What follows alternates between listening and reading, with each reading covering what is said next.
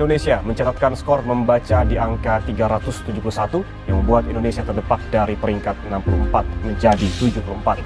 Minat baca di Indonesia menduduki peringkat 60 dari 61 negara. Mereka meskipun sudah dimudahkan oleh kebudayaan digital, di mana bisa mencari sumber-sumber pengetahuan dari proses digitalisasi, toh mereka juga tidak melakukan. Ini sangat menyedihkan. Budaya membaca masyarakat Indonesia tergolong masih rendah. Nilai disebabkan rendahnya literasi warga Indonesia. Keinginan membaca juga tercatat kurang sehingga hoax dapat dengan mudah diterima. Hari ini, kita hidup di zaman yang paling mudah untuk dapat informasi. Semuanya ada di tangan, satu kali klik, keluar semua. Dari berita, tips, gosip, bahkan hoax. Tapi anehnya, kenapa makin banyak yang baca, tapi makin banyak juga yang salah paham. Banyak yang mengira literasi itu soal bisa baca, tapi sebenarnya literasi adalah fondasi hidup. Literasi artinya kita bisa memahami, mengevaluasi, dan memakai informasi dengan benar. Bahkan hal yang sederhana saja seperti minum obat, tanpa baca petunjuk kita bisa salah waktu minum atau bahkan sampai overdosis. Bukan di minum ya? Lu minum?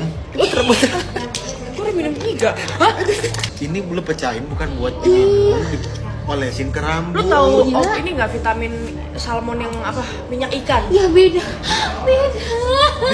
Ini buat Lu nggak cocok di apply ke rambut ya? Lu nggak diare kan? Jadi literasi bukan sekedar buat jadi pintar, tapi penting buat keselamatan kita. Bayangkan kalau masyarakat kita melek literasi, kita nggak gampang termakan hoax, kita bisa bedakan mana fakta, mana opini, kita nggak cuma tahu, tapi paham dan berpikir. Literasi dibutuhkan siapa saja. Di zaman sekarang, apapun profesinya, semua butuh literasi. Dari kreator, pebisnis, aktivis, sampai influencer. Tapi faktanya, menurut UNESCO, minat baca masyarakat Indonesia cuma 0,001% dan CCSU menempatkan Indonesia di peringkat 60 dari 61 negara soal literasi. Hal ini terjadi bukan karena kurangnya internet, tapi karena budaya bacanya memang belum tumbuh. Ya, bicara tentang minat baca masyarakat Indonesia yang terbilang rendah jika dibandingkan dengan negara-negara lain, kita akan coba melihat ya seperti apa perbandingannya. Ya, ini adalah beberapa negara yang memiliki minat baca yang cukup tinggi. Finlandia, Norwegia, Islandia, semuanya berada di Eropa Utara. Ini merupakan negara atau 3 negara dengan minat baca paling tinggi. Di manakah letak Indonesia? Sama-sama kita coba lihat ya. Apakah masuk 10 besar? Oh, ternyata tidak. 30 besar pun tidak ada nama Indonesia. Kita putar lagi terus, kita geser lagi, kita geser lagi, kita geser lagi. Nah, ini dia Indonesia. Indonesia ada di peringkat 60 dunia jika diukur dari banyaknya minat baca masyarakat Indonesia terhadap membaca buku. Tapi di balik itu semua, ternyata ada titik terang.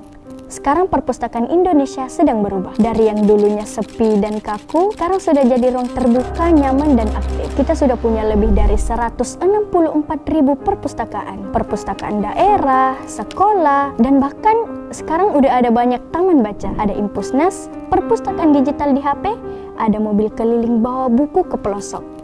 Karena perpustakaan hari ini bukan sekedar tempat buku, tapi ruang tumbuh generasi kritis. Teknologi sudah ada, akses buku udah terbuka, tapi satu hal yang masih jadi penghalang. Mau atau tidak. Banyak yang masih melihat membaca itu sebagai tugas. Padahal literasi itu bukan beban, tapi cara kita bertahan di zaman informasi. Terus gimana solusinya? Ya nggak perlu langsung baca buku berat. Kita bisa mulai dari apa yang kita suka, seperti komik, puisi, artikel pendek, cerita inspiratif.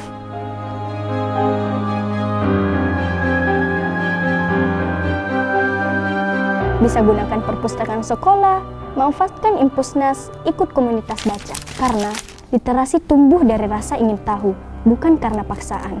Kita punya akses, kita punya buku, kita udah punya perpustakaan. Tapi yang paling penting, kita harus punya kesadaran. Karena satu halaman yang kita baca bisa jadi satu langkah menuju masa depan yang lebih cerdas. Baca untuk tahu, baca untuk tumbuh, baca untuk hidup.